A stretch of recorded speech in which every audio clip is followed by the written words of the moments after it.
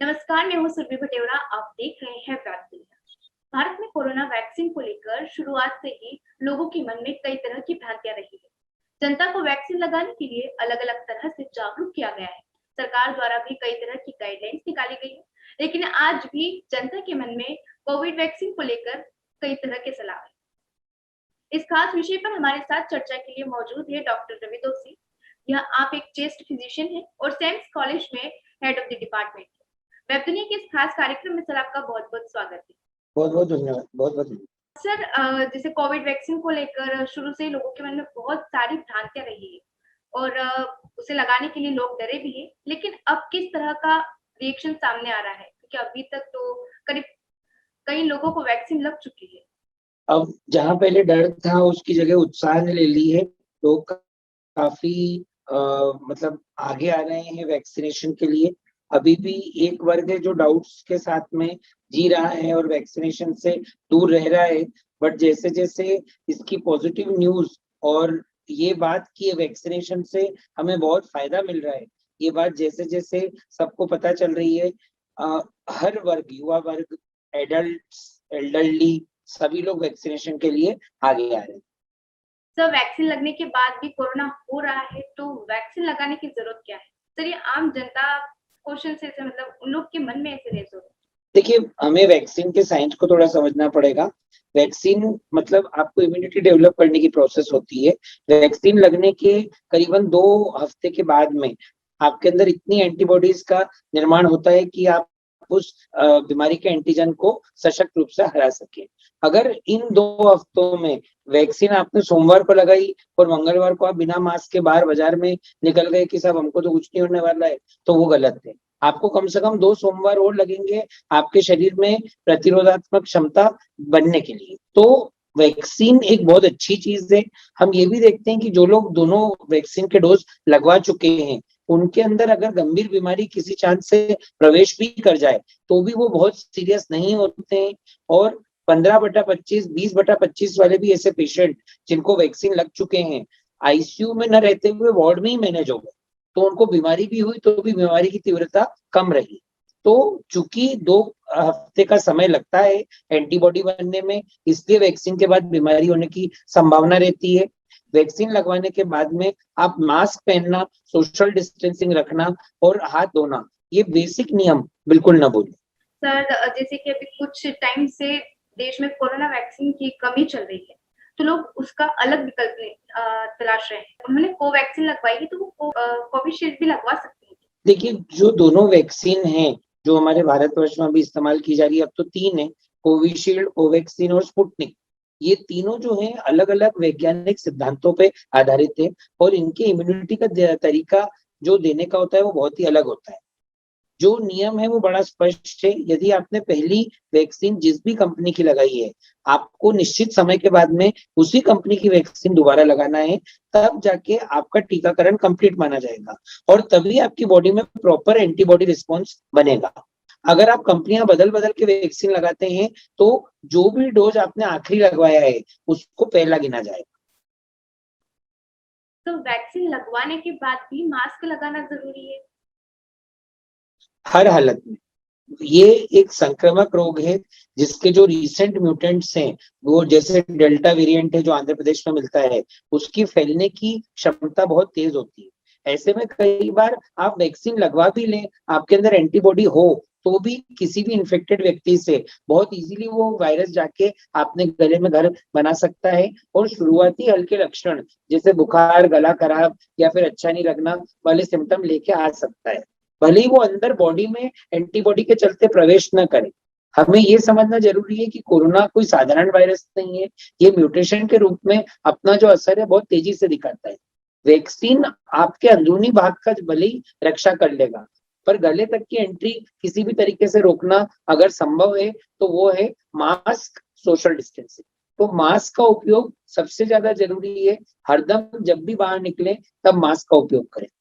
Sir जैसे कोई Covid जिन लोगों को हो गया है, उनके बाद पोस्ट कोविड के लक्षण अलग-अलग तरह से सामने आए हैं।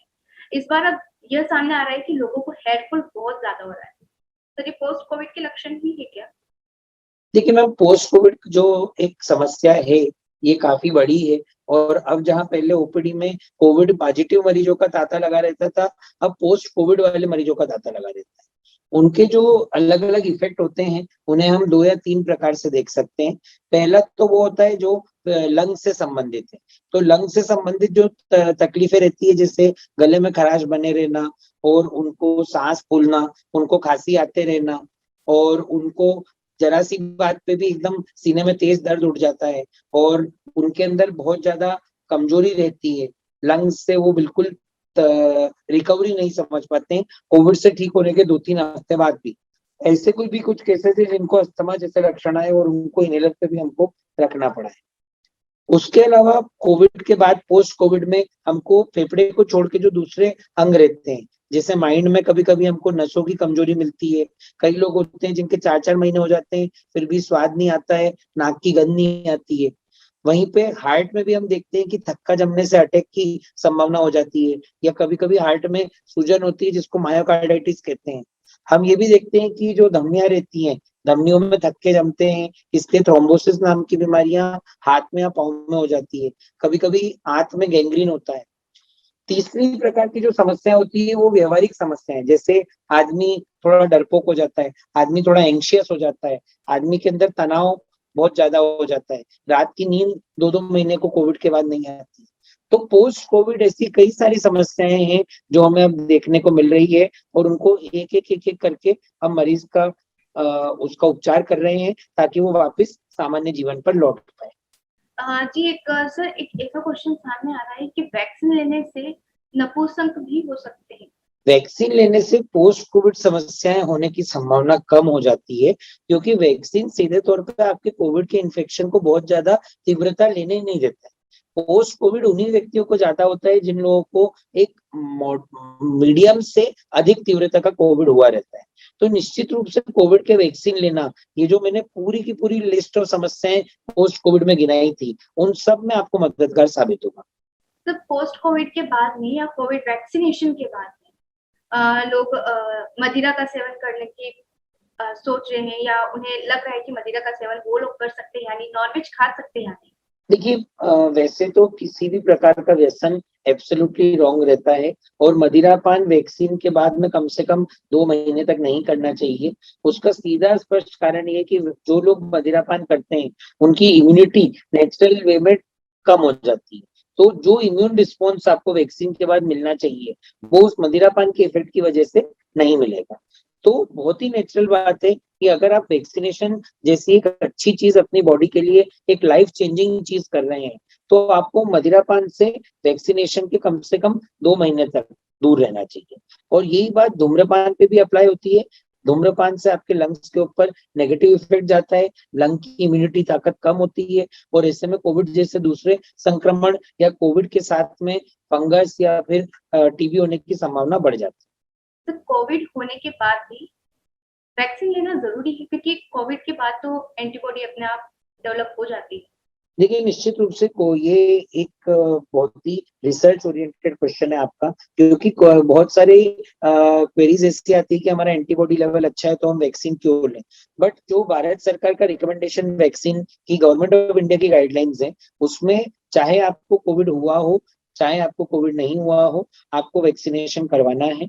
आपको वैक्सीनेशन के अगर आप कोविड नहीं हुआ है और आप एज ग्रुप में आ रहे हैं तो आप कभी भी वैक्सीनेट कर सकते हैं। और यदि आपको कोविड हुआ है तो कोविड नेगेटिव होने के या कोविड के लक्षण समाप्त होने के 3 महीने बाद आप वैक्सीनेशन अपना करवा सकते हैं। तो जैसे मैंने बताया कि कोविड के बाद में भी वैक्सीन लेना उचित है क्योंकि उससे आपके जो एंटीबॉडीज आपको कोविड में मिले हैं उससे आपको एक बूस्टर इफेक्ट मिलेगा।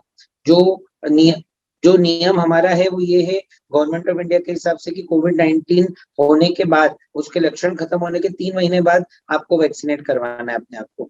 तो इस ड्यूरेशन में कई लोग फिर से कोविड लाइक सिम्टम्स महसूस करते हैं तो एक बूस्टर शॉट वैक्सीन के रूप में उन्हें मिलेगा तो उन्हें काफी फायदा होगा। सर एक आम सवाल ये है कि कुछ लोग जिन्होंने वैक्सीन लगवा लिया है और जिन्होंने वैक्सीन नहीं लगवाया है, अगर वो एक दूसरे के संपर्क में आते हैं तो क्या कोविड हो सकता है? दोनों में से किसी को भी? देखिए कोविड के द्वारा जो वैक्सीनेशन, कोविड के अंदर जो वैक्सीनेशन की जो इम्यूनिटी होती है वो एक दूसरे से संक्रामकता को किसी भी तरह इफेक्ट नहीं करती है। ये एक इंडिविजुअल प्रॉपर्टी होती है और जो कोविड वैक्सीनेटेड है अगर उसको किसी तरह से कोविड का संक्रमण लगता भी है तो वो उससे लड़ने में अगर माइल्ड होगा तो होगा ही नहीं, और अगर मीडियम या सीरियस होगा तो उसकी तीव्रता ज्यादा नहीं होगी। बस हम इतना हम आश्वस्त कर सकते हैं। सर, गर्भवती महिलाओं को कोविड वैक्सीन देना अभी तक कितना सुरक्षित है? देखिए जो नया रिसर्च आ रहा है वो निश्चित रूप से गर्भवती महिलाओं को भी वैक्सीन लगाने के लिए परमिशन दे रहा है। अभी तक जो हेल्थ केयर वर्कर प्रेग्नेंट हैं एवं जो रेगुलर मरीजों के संपर्क में आ रहे हैं डिस्पाइट बीइंग प्रेग्नेंट, उन लोगों को तो बिल्कुल वैक्सीन लेने की छूट दी गई है। सर, उनमें किस तरह के अभी रिजल्ट सामने आए?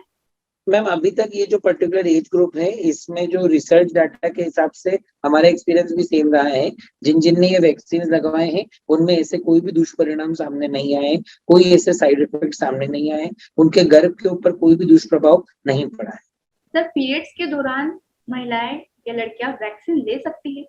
लेकिन निश्चित रूप से एक पीरियड के दौरान पे भी महिला वैक्सीनेशन करवा सकती हैं। इसमें ऐसा कोई भी कॉन्ट्राइंडिकेशन वैक्सीन के लिए नहीं है। सर, इन दिनों चर्चा में कि फ्लू वैक्सीन कोविड से बचा जा सकता है, सर ये कितना सही है? जी देखिए इसमें जरूर हमें इसे समझने की जरूरत है। जो कोविड का वायरस है कई बार आप देखते हैं कि कोविड नेगेटिव होते भी व्यक्ति कोविड जैसे लक्षणों से ग्रस्त होते हैं, तो उस समय जो कारण रहता है वो इन्फ्लुएंजा निमोनिया रहता है। अब चूंकि इन्फ्लुएंजा निमोनिया का हर कोई जांच नहीं कराता है पर अभी कोविड-19 की जांच बहुत कॉमनली चल रही है। तो ये देखा गया है कि जितने भी छाती के समस्याएं होती हैं उसमें महामारी के समय अधिकांश कोविड कराता है, पर हमेशा 25 से 30% सभी सांस खांसी वाली समस्याएं इन्फ्लुएंजा का रोग कराता है। तो ऐसे में इन्फ्लुएंजा का जो शॉट होता है वो लेने से ओवरऑल आपके लंग की इम्यूनिटी बढ़ेगी, और कई बार इन्फ्लुएंजा की वजह से जो लंग इम्यूनिटी डाउन होती है ऐसे में भी कोविड आके अटैक कर देता है। तो इस तरह से फ्लू शॉट लगवाने से हमें कोविड-19 में मदद मिलती है। डॉक्टर रवि दोषी, तमाम जानकारी के लिए बहुत बहुत धन्यवाद। तो यहाँ थे हमारे साथ डॉक्टर रवि दोषी जिन्होंने कोविड वैक्सीन से जुड़े आम सवालों पर दर्शकों को बताया और साथ ही बताया कि वैक्सीन कितना सुरक्षित है। अगर आपको हमारा यह वीडियो पसंद आया है तो वीडियो को लाइक करें और चैनल को सब्सक्राइब करना नहीं भूलें। वेब दुनिया की सभी से अपील है कि भीड़ भाड़ से बचें, मास्क पहने व सैनिटाइजर का इस्तेमाल करें, साथ ही सोशल डिस्टेंसिंग का पूरा पालन करें।